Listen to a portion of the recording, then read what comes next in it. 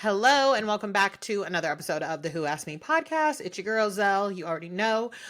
This is a solo episode, so we will. Every time I say we're going to make this quick, we do not make this quick. However, I have a couple things that I wanted to touch on. Some Bravo TV related, some just like life related. So we're going to do that. Couple updates. Next week we will have a new episode. The week after that we will not, because it's my birthday. Yep, my birthday is March 30th, and if you've been a long time listener, you already know. So I will see if maybe I can make one earlier that week and kind of plan in advance, but don't count on it. If you see an episode pop up, you see an episode pop up. How about that? Anyways, first things first. And I'm just starting with this because it's a topic that I am really interested in. And if you follow me on like any other social media, you know, and if you listen to me here, I used to be a hairdresser. There is always a conversation going on about like current age hairdressers and what they will and won't do. And, their availability, all of those things. So right now, something that's on TikTok is hairdressers and their availability, right? I will just say this. I do feel like we live in a time where people want everything to be for them. Okay, so for example, my take on it is I guess some of the hair girlies are suggesting that their clients take PTO. Let me tell you right now, any hairdresser who suggests, any service provider that suggests you use your PTO for them is a hater. They're a hater. I find that very inappropriate. I find it to be wild, and they're a hater because a lot of times hairdressers, service providers, nail techs, they don't have PTO. They don't have it. So I can totally see where a hairdresser who is probably getting shit for their availability or lack thereof probably said to a client like, well, why don't you just come take PTO if you want to get your hair done? Shouldn't have been said. I don't care. Tell that to your friends, put it in the group chat, but that's not something that I would ever suggest. Being a service provider can be very hard because you are working with people and you are at the mercy of them. I said this on TikTok. One of the things that you are taught in cosmetology school is that you are running your own business, right? And you need to, once you build up your clientele, you need to build your schedule around what your client's availability is. And I stand by that wholeheartedly. Where I feel like we are in the nature of like everybody wants everything to be for them is if a hairdresser does not have an availability that works for you, you kind of got to find a new hairdresser. I'm sorry. I know that's not what people want to hear, but that's true. I mean, I have had the same hairdresser for the most part since I was 9. Now, I have moved around. I moved to North Carolina, as y'all know, and I moved to Virginia. I didn't have a podcast when I moved to Virginia for a little bit, in which I had to find different people to do my hair. And it's a pain. It really is. Everybody just wants to have a hairdresser, nail tech that works for them, fits in their availability, all of those things. However, service providers are still humans, okay? So if their availability, if their schedule does not work for you, it might, and their books are still full, that's a you thing. That's when it's time to find a different service provider. Apparently the girlies are not working on Saturdays that much anymore. Wasn't me. That was not my testimony. Saturdays as a hairdresser were kind of just a given. However, I don't know what every hairdresser's books look like. You know what I mean? I know for myself, when I worked at a salon that did a lot of weddings, I didn't have a lot of clients that booked Saturday mornings because let me back this up and I'm just be honest. I didn't have Saturday morning availability for the most part. I didn't have consistent Saturday morning availability. Why, you may ask? It's because I worked at a bar. I would go from, and this is cosmetology school the entire time I did hair for the whole 6 years. I would oftentimes go straight from the salon to the bar, work until like 2, 3 in the morning, 4 in the morning, and then sometimes have to be up. And to be honest, Saturday was the only day that I could get away with not having to get up and be at the salon first thing in the morning. That was just me. That was how my schedule worked. Now, did I have clients that were like, hey, I have this going on. Do you think you can do my hair on a Saturday? And when they asked it, I say, yes, absolutely. It's all about the flexibility. Those were also clients that I trusted. Those were people that I knew and had built a relationship with. If a newer client asked me if I could come in on a Saturday and I didn't like, that had no recollection of them, it would probably be a no. And I would suggest somebody that they could get in with, because you run the risk of like saying yes to a new client or somebody that you don't trust, and then they don't show up, or it's a really bad experience. And everybody has to do what works best for them, right? Even in like the industry that I'm in now, I run a bar, right? There are some complaints that people have that I'm like, then you didn't like coming here. And moving forward, lesson learned, this bar just isn't for you. And I'm not saying like, oh, I had a terrible experience because of, something like racial or just, I'm not talking the extremes. I'm just talking, you went to a bar, came to the bar, you didn't particularly have a good time, and therefore it's not for you. Like one time somebody was like, there's too many young people in here. What do you want me to do? Kick them out? Like, I don't know. That's one of those things where it's like, oh, okay, this person, this establishment, this does not work for me. Again, I cannot stress how I understand how hard it is to find a hairdresser to get you in to, that'll do good work. The conversation of like the hairdressers don't wash hair anymore, I think that's ridiculous. Why the hairdressers don't wash hair is beyond me. Beyond me. I know some, on the flip hand, people are like, oh, hairdressers are charging to wash hair. I hate to be the bearer of bad news. I really do. Hairdresser was always charging to wash your hair. Always charging to wash your hair. Again, people think that when you run a business, like they're like, oh, everybody thinks that they know how to make your business better. Everybody. Now, I've done it before. I have absolutely done it. I've done it recently. Okay. Everybody thinks that they know better. However, I'm not going to like demand that somebody, or not demand, but suggest that somebody work a schedule that doesn't work for them. I'm just going to find somebody else that fits my needs. As much as I feel for the girlies, I feel for people that need to get their hair done. Lord knows when it's time for me to get my hair done, I want to be in a chair. Okay. I want to be in the chair. I don't want to cuss and fuss with nobody. But at what point do we sit and say, okay, this person clearly doesn't work for me. I need to find somebody else. And much like, a therapist or even a hairdresser. I mean, I know people who have tried, I myself have been like, oh, like when I moved to North Carolina, I tried a couple different people until I found the one girl that I really liked. That's just what it is. I don't know why we keep having these like conversations that are super nuanced and acting like they're not. That's just my take on it. Yeah. Moving on, next topic I want to talk about. Okay. So Chappell Roan released a new song. I don't know if I've ever really talked about Chappell Roan on this podcast before. Lovely girl, seems like a lovely girl. Not my jam. She really is. I think she can sing. She's got the vocals. I hear that they're there. It's just, it's not for me. Right. So she releases this song. It's a country song. And I did hear it. And I was like, oh, it's actually not a bad song. Out of all of her songs that she has, I probably like that one the best. But it's not saying a lot. Okay. I just want to set that there beforehand.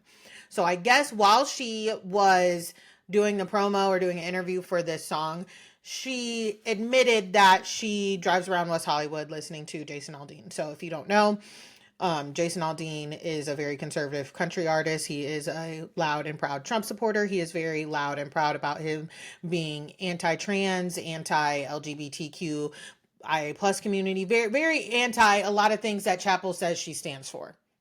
Okay. And listen, I'm not going to say I'm not a huge country music girly. If I do listen to country, it's like the Kelsey Ballerini, like Maren Morris type. This is the second or third time now that Chappell Roan has said something that has made people go, whoop, when it comes to what she says that she stands for. Okay. She is a queer woman. She is very loud and proud about standing up for herself. She has mentioned the trans community in a couple of acceptance speeches, like she was being an ally. I think it was a choice. I'm not going to lie. I think it was a choice to say that. And of course, her supporters are already like, oh, you want everybody to be perfect and blah, blah, blah, blah, blah, blah. When I think of anti-trans celebrities and artists, I'm going to be honest, like one of the first names that comes to mind is Jason Aldean. It really is. And I personally have always felt like, I'm a black woman, okay? I'm a 33-year-old black woman. I do get whenever I hear things about Chappell Roan or see her standing up for, what she believes in and things like that, she does give off self-righteous to me just a little bit. And I am a person that believes that a lot of people can sound self-righteous without like intending to be. I definitely think she was trying to be an ally. But at the end of the day, it's one of those things where I feel like maybe she might, how do I want to say this? While she is clearly an ally and she wants to do right by these communities, I do think that she has a little bit of white saviorness in her. And it is, again, a choice to mention the trans community in a acceptance speech and be loud and proud and standing up about trans rights, and then go on and say that you drive around West Hollywood listening to a loud and proud transphobe. I don't think that perfect, or like people want her to be perfect. I think that she has been awarded a lot of grace. She made comments during the election when people asked her who she was voting for. She made comments that were anti-Kamala because of Palestine and Israel. And not that her comments were not valid, right? However, it was one of those things where it was like, well, girl, you know who's on the other side of this, right?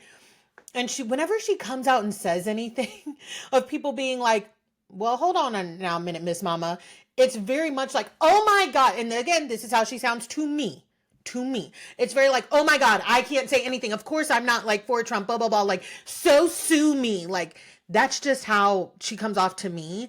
And I'm sorry. Like, she is from rural Missouri. She reminds me of so many white women that I know that where they grew up, they were the outlier. Because a lot of people around them were ignorant, homophobic, racist, but because they were not, they are like, oh, I am better. It's a superiority complex. Like, I'm not like them, so I'm better. Even though everybody has things that they need to learn. Everybody has things that while you're like, oh, I stand for, excuse me, I stand for trans rights, LGBTQ plus rights, Black Lives Matter, things like that. That does not mean that you cannot learn things. And that doesn't mean, especially when you are a white person in these spaces, that doesn't mean that you can't misstep and say something that's like, a lot of people, it's the same thing. Like, I'm not even saying that. I was going to give a example, but I'm pretty sure if y'all know what I probably was about to say. It's just one of those things that I'm like, there's plenty of songs like I used to love Chris Brown, right? There are plenty of Chris Brown songs that from back in the day that I still like. I don't listen to his music anymore. But that I still like. Do I change the song when it comes on? Not all the time. Depends on what mood I'm in. But I think that Chris Brown is dangerous towards women. And I do not seek out his music anymore. And if I was screaming, standing 10 toes down on, domestic violence and abuser narratives and making that, a platform that I stood on, I would not say that I drove around St. Louis blasting Chris Brown music. I'm sorry. Like, that's a stupid thing to say. It is. And we need to call a spade a spade. And I think fan culture, stan culture is trying to make excuses for these people that it's like, well, girl. And again, you can take the girl out of rural Missouri, but can you take the rural Missouri out of the girl a whole bunch? I don't know. But thought it was an interesting conversation. Moving into Love is Blind. Now, did I finish? I didn't watch the Love is Blind reunion for this season. I finished like the wedding episodes and everything. I was bored out of my mind and honestly just exhausted. A lot of right-leaning people were like, oh, why can't people just marry each other and not worry about, politics or anything like that? In this day and age, in this economy, and everybody that's shouting that, like the more conservative people that are shouting that, would you want to, do you really think that you want to be with somebody whose like beliefs and core values are not sound like Dorit, diametric opposite of yours? Like there has to be some meeting in the middle here. Okay. And not just, well, let's agree to disagree and blah, blah. Because again, I'm going to argue like when you have kids, when you move through life, how is that going to, how is that going to work? I don't think that people who like liberals only marry liberals and conservatives only marry conservatives, but we have to have conversations. We have to agree on like how to raise kids or how, even if you don't want kids, how you're going to live your life, how you're going to be an ally, how you're going to show up in the world. You got to agree. And I don't think I grew up in the military, or like not in the military, but a military child. I have seen a lot of people with different political views disagree and still have respect for each other and still align. However, one, those people were not married to one another. Two, we dealing with different topics now than we were back then. Granted, I was a child. I wasn't like all the way into, the community and things like that. But I was a child that listened. Okay, my mom has always been like, child, I knew you were always listening. Even if you were not in the room, I knew if you was in the house, if you were in the space, your ears were listening. Okay. So a lot of people complaining like, oh, why is it blah, blah, blah. And I'm like, you know what? Y'all in these DMs fighting for these conservative men so bad, slide into their DMs. Or in the comment section, I'm sorry. Slide into their DMs. Go get you one. Go get you one of them carbon copies of them men. Like, what the fuck?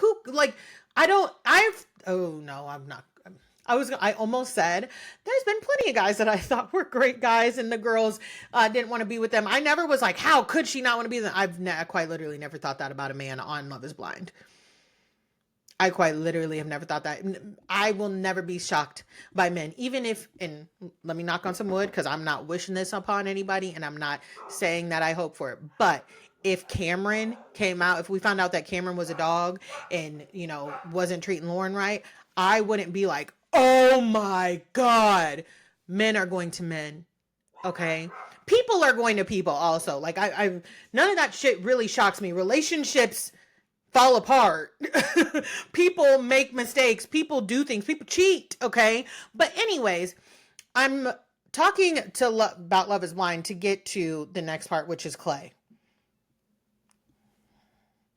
I can say, I have no problem saying that Clay triggers me.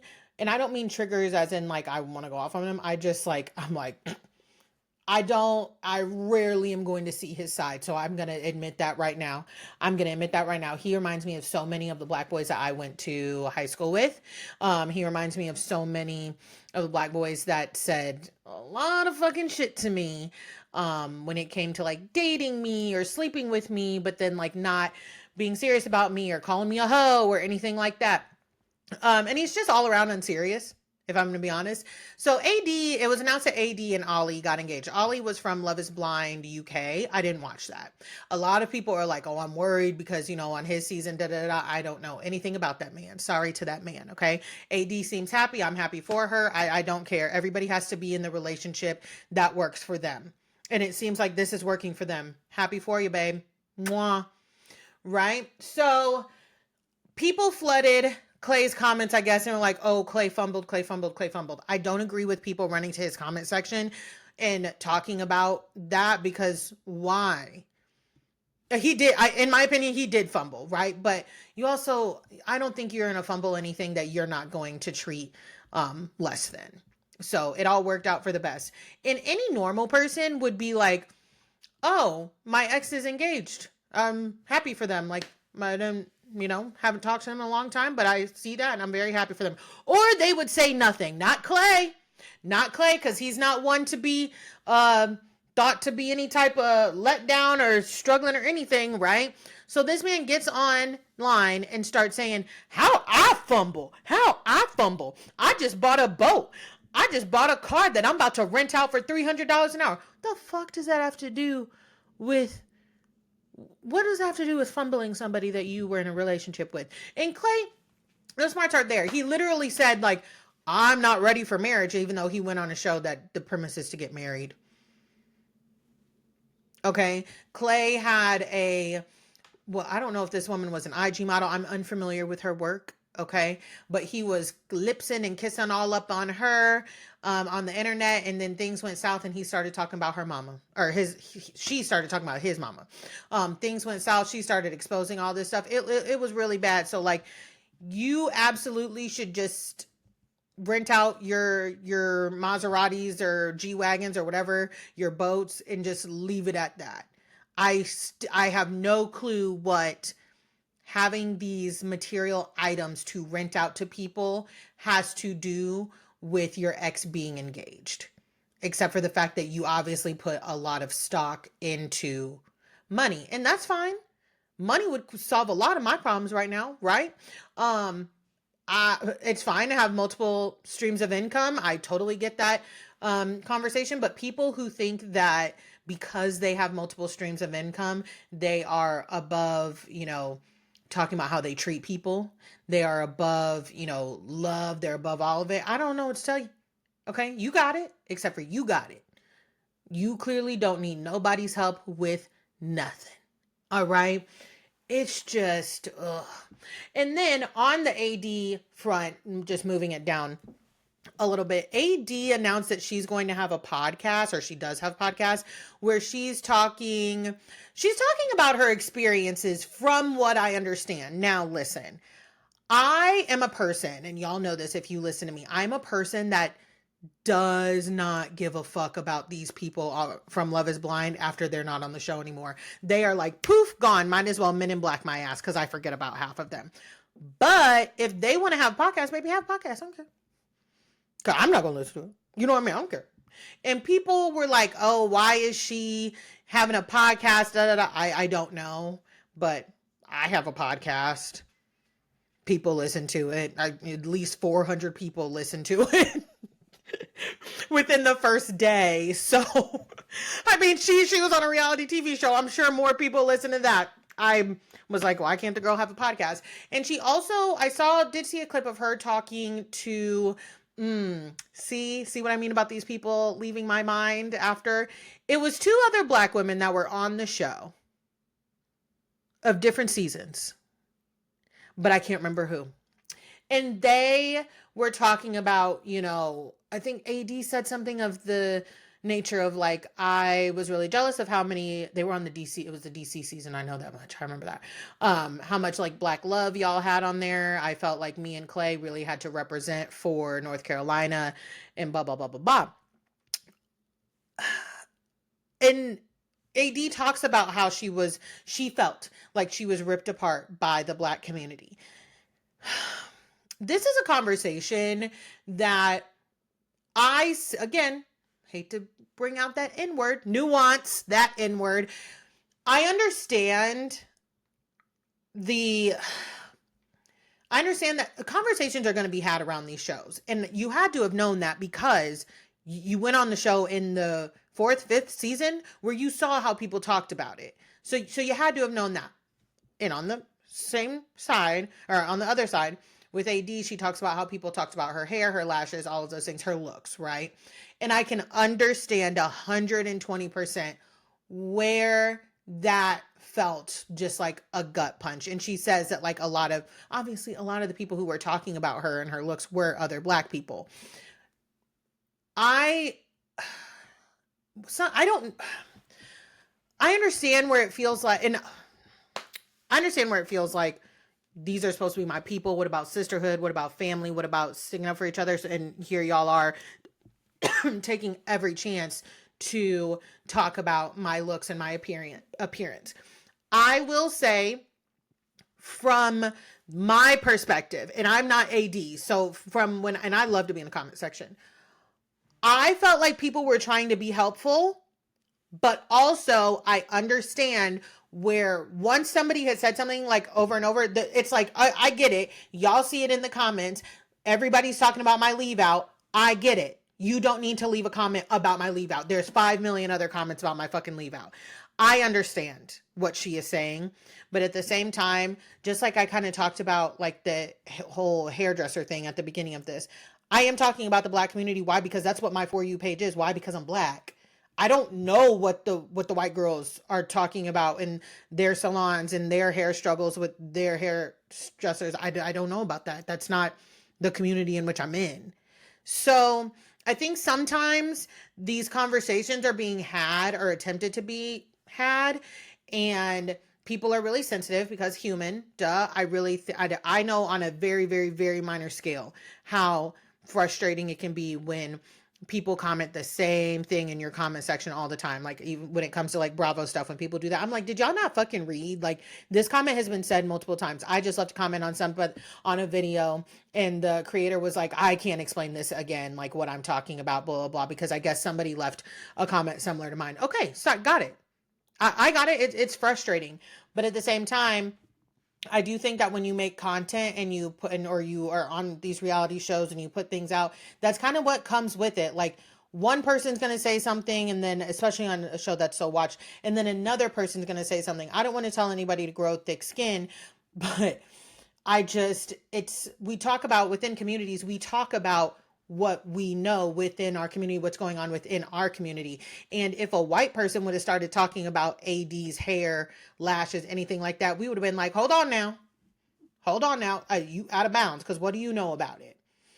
I can tell you right now, yes, I clocked AD's leave out. And at the same time, listen, I'm not going to go too much on AD's leave out. If you follow me on Instagram, you know I was making videos super close up until Thursday at 3:00. And I said, why? Because my lace is fucked up. It's time for me to get a hair appointment. I'm getting my hair done on Thursday, so I'm looking a little crusty and dusty right now. I get it. I really do. It's just one of those things that I feel for AD. I think that she should, I saw somebody comment also like, why do they keep inviting AD back? Her season is done and over with. Somebody could say the same about like Lauren and Cameron. You know what I mean? I think your experience is still valid. And they had that conversation also, I guess, from what I understand, on the reunion, because Ben, I think his name was, the one who was like, yeah, I don't really know too much, but I don't have a problem with those people in that community about the gays and the Blacks. He said he said that Jimmy, I guess, told him that it would be best if he was on a good page with the person, Sarah, that he was with by the time of the reunion. And it was taken as like, oh, just be on a good terms with her, good page, because then the audience will, like be more on your side. That's how he said Jimmy phrased it. Jimmy then gone on and said that's kind of taken out of context. Every person is put in touch with somebody from a previous season. When you got off, he named who he was put in touch with to kind of like talk and just have somebody there for you that has been through the experience, right? And he was like, I was put in touch with Ben. I didn't just go into his DMs and be like, hey bro, this is how you like win the audience over. Like, he was like, no, production put us in contact with each other. I was his person to kind of talk to. And he is like, and I get what Jimmy was trying to say. He was like, I just said, if it's possible, you might want to sit down and talk with her and be on a good foot, because it will make things easier. That's what Jimmy said. He said, I don't really fucking care. I didn't think it was too like, oh my God, in the first place. I do think it's one of those things where people kind of took it and ran with it and blew it out of proportion.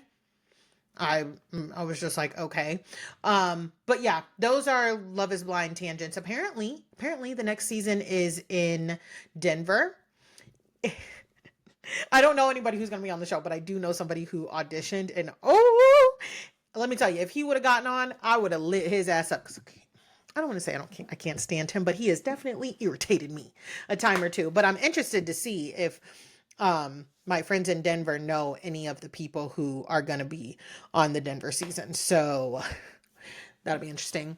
Moving right along, I want to talk about Dorit. So I did not watch Dorit on Watch What Happens Live. However, I did get online and I saw that Tracy Tudor was putting her on blast because they shared a hairdresser. Now, I will say I did clock this hairdresser in the background. I was like, oh, that's the guy that does Tracy Tudor's hair. And so when he was doing Dorit's hair on the show, Dorit said, I looked up the clip. Dorit said that the hairdresser, his name is Chris, charged an extra hotel stay to an extra night of the hotel he tried to invoice her for it. And it has now gotten twisted to where people are saying like he charged her card. No, you send an invoice as a service provider when you do like things like that.